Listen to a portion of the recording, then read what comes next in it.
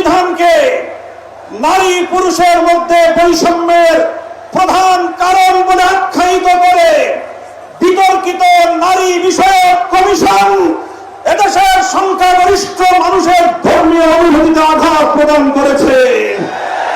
ধর্মীয় অনুভূতিতে আঘাত প্রদান করবার অপরাধে তাদের বিরুদ্ধে আমরা রাষ্ট্রের শাস্তিমূলক ব্যবস্থা দেখতে চাই। হেফাজতে ইসলাম বাংলাদেশ বলতে চায়, এই তথাকথিত পশ্চিমা ধ্যান ধারায় বিশ্বাসী বিতর্কিত নারীবাদীদের আদর্শ এবং দর্শন নয়, বরং হেফাজতে ইসলাম বাংলাদেশ ইসলাম প্রদত্ত আল্লাহর ঘোষিত নারীর ন্যায্য অধিকারে বিশ্বাসী।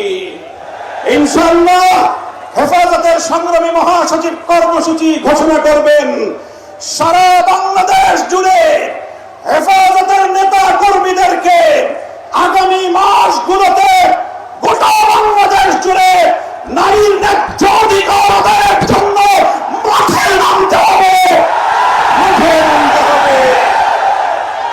আমরা পরিষ্কার ভাষায় বলি, বাংলাদেশের স্বাধীনতার 53 বছরের মাথায় এসে সংবিধান সহ রাষ্ট্রের ব্যাপক সংস্কার কার্যক্রম শুরু হয়েছে।